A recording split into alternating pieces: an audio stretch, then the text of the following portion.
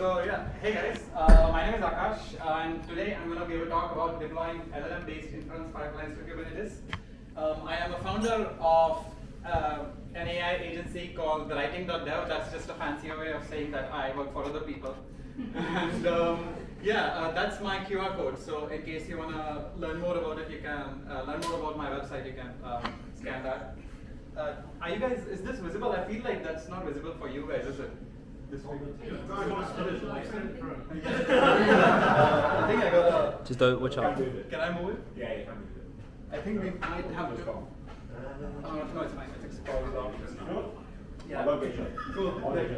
Anyway, so this is the serious title which got me this talk, but the real title is Alama and a whale walk into a bar.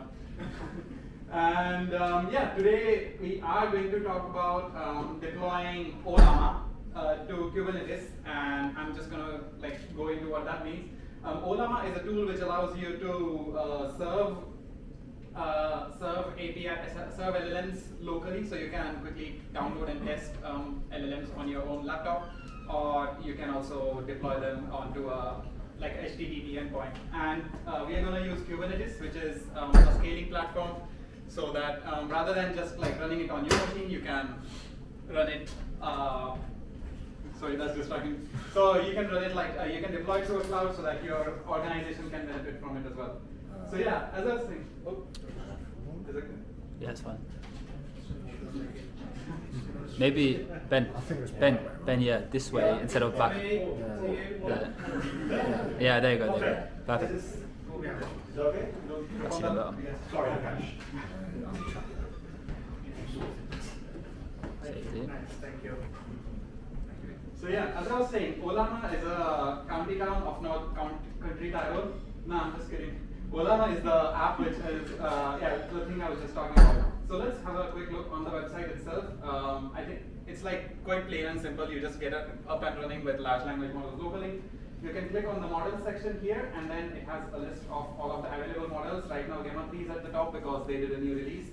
And this list keeps on changing. So as you can see, as soon as a model gets up, you can be guaranteed that it's going to be on this website as well. Now back to the slides. Let's do a quick demo of Olama right now. So I have got Olama running on my machine, so I can quickly zoom that in. Hopefully, that's visible. I don't know what I did. I think I accidentally quit. That's fine, though that happens. Yeah, demo logs are against me, exactly. And yeah, I think that's the max zoom I can get. So I can quickly run Olama ls to have a list of all of the models I have installed locally right now. So I've got a few DeepSeek models and a few Quen models to help answer questions. Let's start with the DeepSeek model quickly. So I just need to copy that and run Olama run model name. And then once I do that, I can ask it simple questions like I am explaining Olama to an audience. What do I talk about? And you'll be surprised at how fast it is. So once I hit enter, it's pretty much just started already. It's faster even than the website, I would say, because it's all running on your machine. And yeah, it's still in its thinking phase, and then once it's done thinking, it gives you the response, and you can continue chatting with it. So that's how Olama works. And you can also deploy Olama to servers, as I said. Right now, I've got the Olama app running already. This I literally just installed from the App Store, and once you do that, then it exposes Olama on a port for you. And let's have a go at that as well. So luckily, it's already generated, it's auto-generated a prompt for me. This is just a simple curl command. I don't know how to get that size bigger because it's already at the max limit, unfortunately. But it just points to a local HTTP port and /API/generate and with a query. So that port's wrong, so I just gotta fix that. I have the actual curl command in here somewhere. So I've got the code in a separate repository as well, so you guys can have a look at it afterwards, and so that I don't get things wrong as well. So gonna quickly copy that, paste that in there, and I've just replaced Llama 3.2 with DeepSeek R1 instead. So that's the model, and then the prompt is why is the sky blue. Now, if I run that command, then it's generating a bunch of HTTP responses. So that's like streaming the response. So on the client side, you can have like nice visual effects demonstrating how it works. So that's Olama for you. It's quite simple and easy to get started with. Now you might be wondering like how to deploy this to your company, for example, so that everyone can benefit from it. Or if you want to serve your customers by using Olama instead of paying for like expensive APIs. So in that case, you will use Kubernetes. Kubernetes is, I think, a DevOps engineer's best friend for good reason. It's quite complex when you get into it, but once you start running around with it, it's actually quite simple. So just some fundamentals of Kubernetes. Oh, by the way, I forgot, there's a Slido link on the top right. You can scan that. If you have any questions, do you want to explain Slido? That's pretty much it, right? Yeah. But, yeah. Some fundamentals of Kubernetes. We're just going to have a quick intro. So the first thing we need to learn about is containers. What containers are is basically, it's pretty much like an operating system sandbox. It has its own infrastructure. It has a host operating system. So it can be, if you looked at Docker files in the past, it can be Alpine or Debian or whatever. And then you have Docker running on top of it. So Docker is the application which is actually responsible for managing the container. So if it goes down, then it brings it back up. If there are any issues, then it tries to fix it based on the Docker script you've got set up locally. And of course, Docker is responsible for managing all of the apps. In our case, we just have Olama, so that's all we have to worry about. And after that, on top of Olama sit pods. So is it clear so far? Like the container part, is that clear so far? Okay, cool. So yeah, a set of containers forms a pod. So a Kubernetes pod is basically a set of containers, and then it's shared resources. So in this case, storage would be a shared resource. The network there would be a shared resource. So if you are exposing it on an IP, then that's a shared resource which is common to the pod. And so you can have multiple containers inside of a pod and also multiple pods inside of a deployment. So what's a deployment? Now on top of, so we have a container, on top of that sits the pod, on top of that sits a deployment. A deployment is basically, the way you can think about it is that it's a declarative script which allows you to define what the structure of your network should look like how many pods it should have, what script it should run when the pod is brought up, and if a pod fails, then what should happen. So all of this is handled by the deployment, and this is where things start getting complicated and where you might think that, oh, Kubernetes is too complex for me. But luckily there's a lot of tutorials online, and I'm just going to go through a simple one as well, so it's easy for you to understand. Now on top of the deployments, so again, this is sort of like an onion layer architecture. On top of deployments sit services. Now you have your container, you've got that container running in a pod. That pod is being managed by deployment, but how do you expose it to the world? That's where a service comes in. Kubernetes services allow you to map a group of pods to a specific IP or a specific port, something like that. And there are a couple of types of services as well. The only one we are going to worry about right now is load balancer, which just equally balances the incoming requests onto all of your pods. And so yeah, I think it's demo time again. So yeah, going into demo, I'm going to be looking at Minikube. So how many of you have heard of Minikube before? Okay, great. So, oh wow, I hadn't heard of it until recently. But I had heard of it, but I never actually used it. So Minikube is like a Kubernetes playground pretty much. It allows you to run Kubernetes locally and run any random commands you might have so you don't bring down production. But I think the most important thing to take care of here is because on my machine, I'm connected to the prod environment of my company and also to my Minikube. Just make sure that you're connected to the right environment before you run any dangerous commands. And yeah, then I think we can go into the demo section of this. So I can bring up a couple of slides. So for this part of the talk, I've got these commands, sorry, just closing that, so we got more space there. We are going to run example server. So this server, if you've gone through the Kubernetes tutorials in the past, you must have seen this already, which is the echo server. Now, this echo server thing is actually based on a reference client that I also found online. I think I clicked on the wrong thing, but let me do that. So yeah, what this echo server is that it's basically a HTTP WebSocket and server-side event sort of echo server, which means that if you send it any request, it just returns that same request back to you. And we're going to have a quick demonstration of how that works. So going back into this, we are going to run our first Kubernetes command. So let's assume that you've got Minikube set up already. I just did video install Minikube, and that was enough for me on the Mac OS. I think it will be the same for Linux, and for Windows you would probably use winget or chocolatey. And so yeah, this is the first command. It's quite a simple command if you look at it. So what this does is it creates a deployment with the name Hello Minikube. There's also namespaces involved in Kubernetes. We're going to deal with them soon, but for now, I just use the default namespace because it's easier to work with. So if we don't specify a namespace, then it uses the default namespace. So it will create a deployment name Hello Minikube in the default namespace, and it uses the image kick-based echo server 1.0. So unfortunately, this is a closed source repository. I did try to find its source code, but the closest I could get to was this one, which is referenced in one of the documentations. And yeah, let's run that command now. So once I run that command here, I need to close that. That then creates the deployment pretty much immediately. But it's actually running in the background, so we can then run kubectl get deployments, and that gives us a list of deployments. And then, hopefully this works, we can do kubectl logs and pass in the name of the deployment there. And, okay,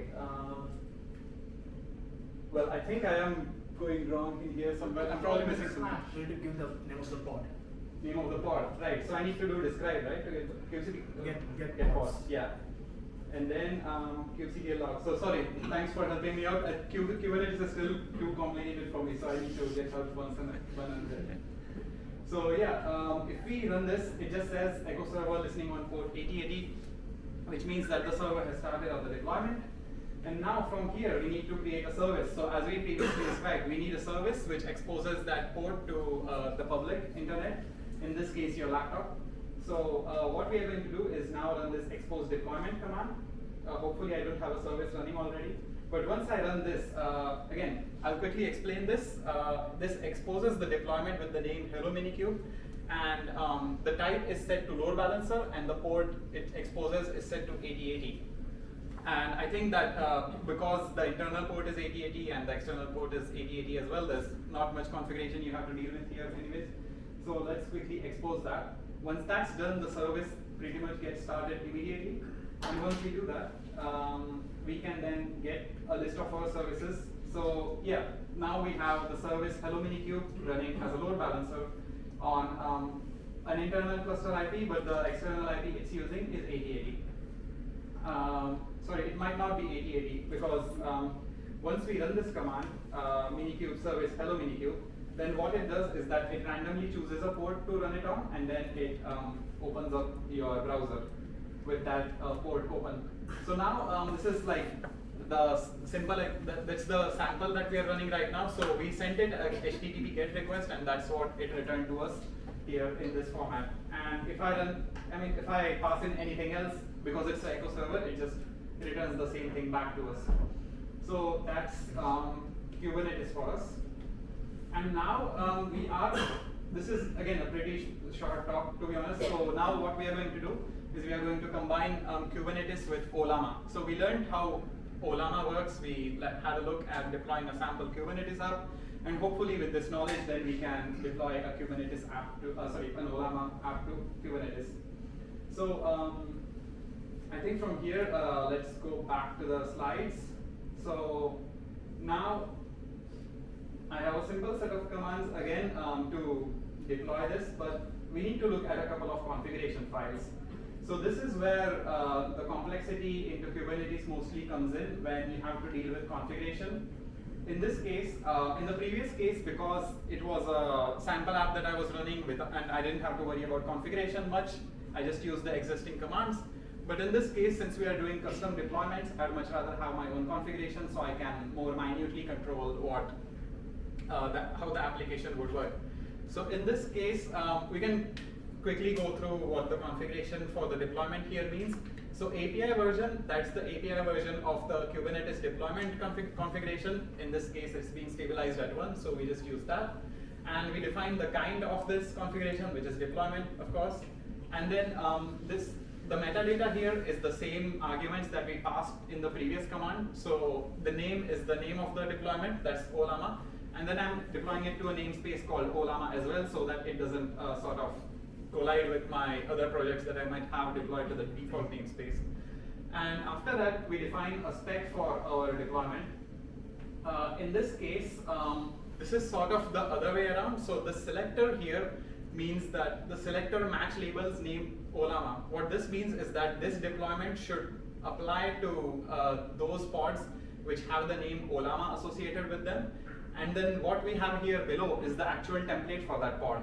So in this template, you will see that the label we have named this pod with, which is Olama, matches with the selector, which means that this deployment script applies to the pod which we have defined here.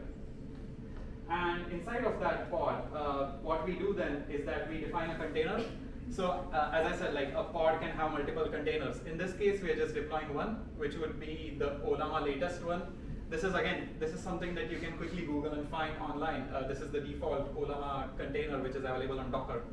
And we give it a name called Olama as well. I'm just giving the same name everywhere, so we don't get confused while going through things, or it adds to the confusion, I guess, depending on your perspective. And yeah, and then we have a simple lifecycle hook here. What a lifecycle hook does is that, like, based on what stage the container is currently at, or sorry, the pod is currently at, you can run different commands. In this case, once the pod starts running, I want to execute the Olama pull command to download a few models onto the container machine. So in this case, what it does is that, sorry, I'll zoom that in further. So that runs the Olama list command. So that Olama list command would actually error out if Olama wasn't running. And so it's been, the output of that has been piped to dev null, which means that it does nothing. And if it succeeds, then we check for the string called name in the output of that. So if I go back here and if I run Olama ls, then this has the, if it runs correctly, the output has the word name in it. So that's what we are checking for, to check whether it has actually run correctly. And if it has, then we just run the Olama pull llama 3.2 command. What that does is that it pulls the llama 3.2 model to the local machine. And generally it's quite fast because there's some amount of caching involved as well, but I haven't really dug deep into it, so I'm not sure how it actually works. And yeah, in terms of ports, then the port that Olama runs at is 11434. So that's what we define as the port which is exposed to the cluster as 11434. So this is configuration number 1, which is the deployment, but as we remember, there's the service configuration as well. Now, if I go into the service configuration, this is somewhat simpler than the other one. In this case, what we have defined is, again, the API version, which is version 1, the kind of the configuration, which is service, and then the metadata. So in this case, I've given it the name Olama service. Again, this is arbitrary. You can give it whatever name you want. And the namespace. So in this case, the namespace has to be the same because my previous, my deployment has been deployed to the namespace Olama. So my service has to be in the namespace Olama as well. And then afterwards, the type of the service is load balancer. Again, you don't have to think too much about it. Load balancer is quite simple if you're running applications locally or even for production. And then this is interesting, the ports. So the port I have run it at, I'm supposed to expose it at is 30434, but this one isn't actually taken into consideration because we are using Minikube, which sort of chooses a random port whenever you use Minikube service. And target port, so this is the port that it should target internally. So 11434 because it's the port that Olama is running on, that's why I use that here again. And then selector name Olama, so that means that it's looking for the deployment called Olama within your the list of all of the deployments you have. So now let's run this quickly. The first thing I would do is create a namespace called Olama. I think in my case I already have the namespace, but let's try running that command again. So if we do create kubectl create namespace Olama. Since it already exists, it just throws an error, which is fine. And then I need to create a deployment. So this is where things start getting interesting. I think in my case, the deployment file is called something different, Olama deployment. So I need to do Olama deployment.yaml. So a lot of things in Kubernetes are actually magical. Like you don't have to. That's actually quite small. Sorry. Let's bring that a bit up. I don't know if that makes it more visible. Yeah. So we don't define what configuration we are passing in. We just pass in the name of the file, and then Kubernetes figures the rest out.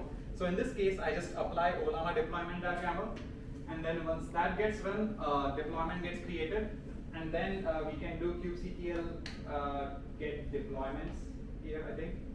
So get deployments, and then I do -A, which means all namespaces, because this doesn't exist in the default namespace. And once we run that, we have a deployment called Olama running here. It's not ready yet because it's a quite a big container, so it has to download. Then it has to download the model, stuff like that. So, I mean, it should be ready in a while, I think. But while it's doing that, we can also check the status of the pod itself. And in this case, I mean, this is a kube query we have been running for a while. kubectl get pods namespace Olama. Is it starting? Well, at least it hasn't errored out yet. So I think it's still creating the container because it's quite heavy. I guess I should be able to do -f here, right, to follow. You should be able to tell the logs. -w. Is it watch the? Watch the bars, I think, yeah. Okay, -w doesn't work, or is it capital W? If you do logs with the name. Oh, okay, sorry. Cool. Okay, so yeah, it's running now. So our deployment is running, and from here, then we can then start displaying the logs. So I can run this command. Hopefully it works this time. Okay. So what this command is that kubectl logs and then namespace Olama and then the name of the deployment. So the deployment parameter, it's prefixed with deployment because it's a deployment, and then, sorry, I don't want to make stuff up, so let me go back to Olama deployments. Yeah, I believe it's supposed to be prefixed with deployment here before the slash, so that you point to a deployment, and then the name of the deployment itself. So it's actually running Olama right now because you can see it's printing all of the logs of the container here. So it has already pulled the new model that we asked it to. And after this, we simply need to run the service file as well. So we can do kubectl apply. I can close this for now, or let me do it in new tab. So kubectl apply Olama service. So same as the last time, it now applies the service, and the service was created. We can run the get services command to have a look at what services were deployed. So yeah, the Olama service was deployed. It's waiting for an external IP, but we don't really need it in this case. And finally, we can expose the service to the internet. So we can do minikube service, Olama service, which is the name of the service, and then the namespace Olama. And that starts Olama for us. Now the last thing is that we just need to do a curl command to this service now. So that's where hopefully I've written down the command. I haven't. But I think it's exposed at Olama service. Let me look here. So it's 65535. So now if I replace the port number here with 65535, which is where the service was deployed, and I do Llama 3.0 because that was the model we had downloaded there. Now if I run this curl command, then it will return that very slowly, but meanwhile inside of a container it has started Llama runner, which means that it will then start responding to us here. I think that takes a little while because it's running inside of a container, but yeah, it has started generating the response. So yeah, that's how you deploy Olama to Kubernetes.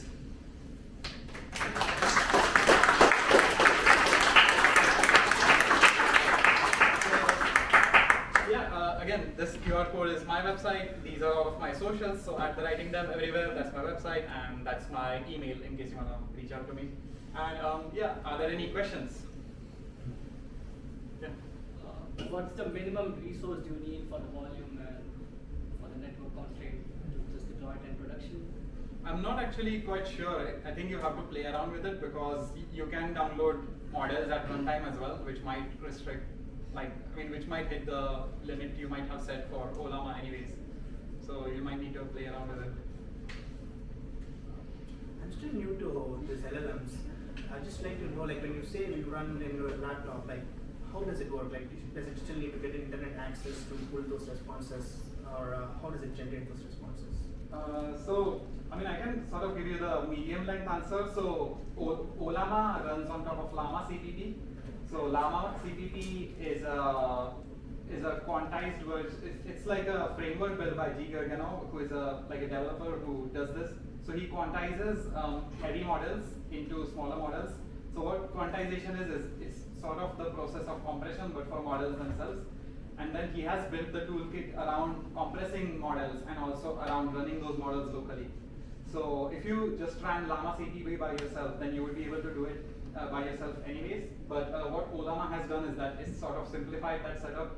So it installs all of the dependencies on your machine, and it also has all of the dependencies responsible for exposing it as a REST API. So but it does run completely locally. Does it need internet access to get any data from the real-time data or something? No, it doesn't. So it runs on your machine. Need the machine or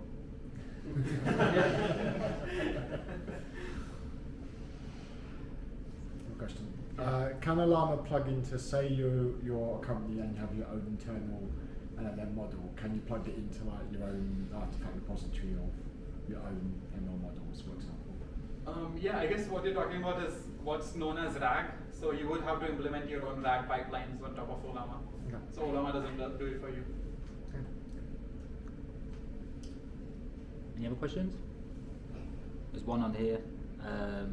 Someone said, do we need to be worried about the data being used to train the model?